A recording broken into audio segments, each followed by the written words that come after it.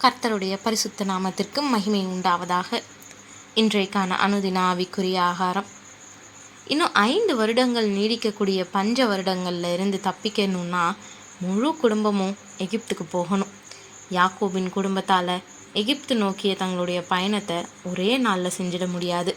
முழு குடும்பத்தையும் இடமாற்றம் செய்கிறது ஈஸியான காரியம் இல்லை.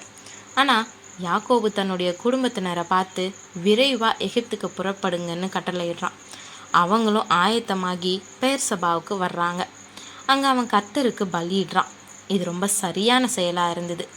அன்று இரவிலே தேவன் இஸ்ரவேலுக்கு தரிசனமாகி யாக்கோபே யாக்கோபே என்று கூப்பிட்டார். அவன் இதோ அடியேன் என்றான். அப்பொழுது அவர், நான் தேவன், நான் உன் தகப்பனுடைய தேவன். நீ எகிப்து தேசத்துக்கு போக பயப்பட வேண்டாம். அங்கே உன்னை பெரிய ஜாதியாக்குவேன். நான் உன்னுடனே எகிப்துக்கு வருவேன். நான் உன்னை திரும்பவும் வரப்பண்ணுவேன்.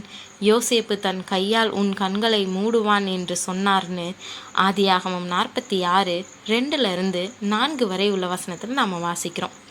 கர்த்தருக்கு ஆராதனைகளையும் பலிகளையும் செலுத்துறதுக்கு இஸ்ரவேல் சிரமப்பட்டதை பார்த்து கர்த்தர் மகிழ்ச்சி அடைஞ்சார்.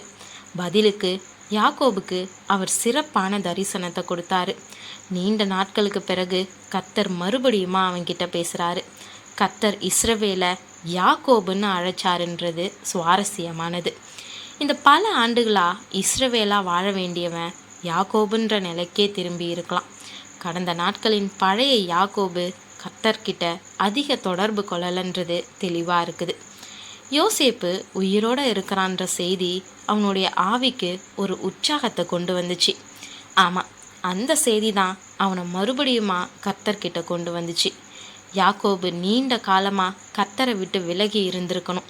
கர்த்தர் அவன்கிட்ட பேசினப்போ ஈசாக்கின் தேவன்னு தன்னை மறுபடியுமா அறிமுகப்படுத்த வேண்டியிருந்துச்சு. யாக்கோபினுடைய விசுவாசம் ரொம்ப சோதிக்கப்பட்டுச்சு.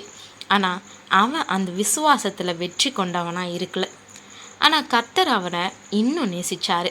அவனுக்கு நம்பிக்கைக்கான வார்த்தைகளை கொடுக்குறாரு. மறுபடியுமா ஒரு முறை தேவன் நீண்ட காலத்துக்கு முன்னாடி யாக்கோபுக்கு அளித்த வாக்குறுதியை நினைவுபடுத்துகிறாரு.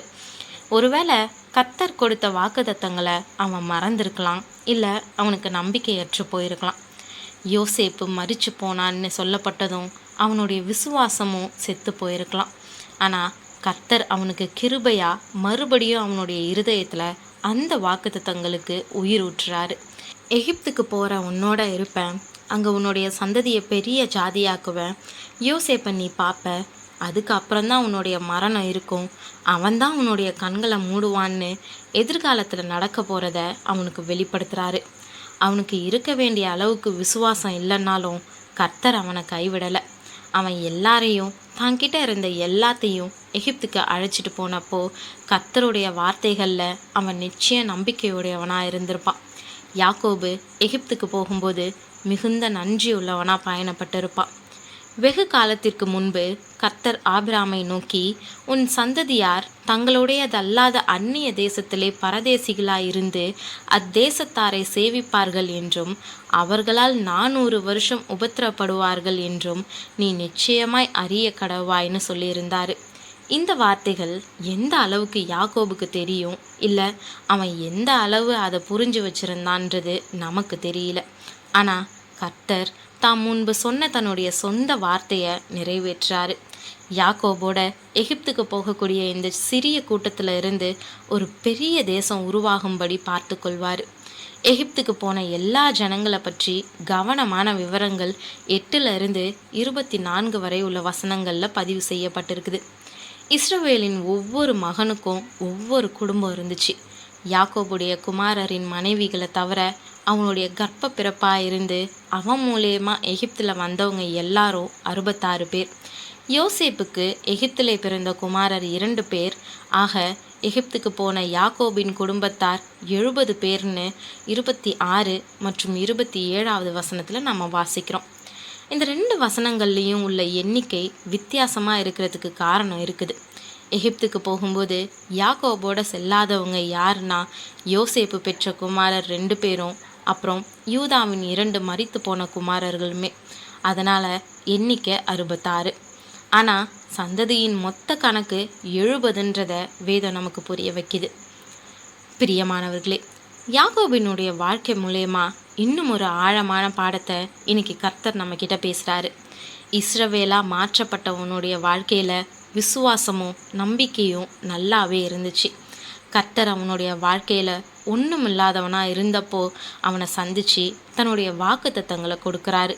20 வருடங்கள் பதான் அராமில் அவனுடைய வாழ்க்கையில் செயலாற்றி அவனோடு இருந்து அவனை காத்து ஆசீர்வதித்து கானானுக்கு பத்திரமா திரும்ப செஞ்சார். அவன் விசுவாச வாழ்க்கை பெத்தேலில் துவங்கி பதான் அராமில் பெருகி பெனியேலில் மாறி ஏல் பெத்தேலில் வளர்ந்துச்சு. ஆனால் சீகேமில் ஆரம்பித்த போராட்டம் பெத்லகேமில் தொடர்ந்து கானானில் யோசேப்பை இழக்கக்கூடிய வரை நீடிச்சுது. எதுலேயும் சோர்ந்து போகாத இஸ்ரவேல் அசைக்கப்பட்டான். அவர் கொடுத்த வாக்குத்தத்தங்கள், ஆசீர்வாதங்கள், தரிசனங்கள், பாதுகாப்பு, பராமரிப்பு, நன்மைகள்னு எதுவும் அவனுக்கு முன்பாக இப்போ இல்லை. அது எல்லாம் யோசேப்போட குழியில் போடப்பட்டு மறைஞ்சு போச்சு. கர்த்தரை விட்டு தூரமாகி யாக்கோபா மாறி போனான். ஆனால் அவனை அப்படியே விட்டுடாம மறுபடியுமா தேவன் அவனை சந்திச்சாரு. இதை கேட்கக்கூடிய தேவ பிள்ளைகளே, சின்ன சின்ன பிரச்சனையில் வேணும்னா நாம் தேவன் மீது வைக்கக்கூடிய விசுவாசத்தை விட்டுடாமல் இருக்கலாம். நம்ம அதிகம் நேசிக்கக்கூடிய ஒருத்தரை இழக்கும்போது அதே விசுவாசம் நமக்கு இருக்குமான்ற கேள்விக்கு உத்தமமாக பதில் காண்கிறது ரொம்ப நல்லது. ஒருவேளை நம்மளுடைய விசுவாசம் இஸ்ரவேலை போல தடுமாறும்னா நாமளும் யாக்கோபாகி போகிறது சாத்தியமே. ஆனால் கைவிடாத தேவனின் கிருபை இன்றைக்கும் நம்மளை சந்திக்கிறதுன்றதை நாம் உணர்வோம்.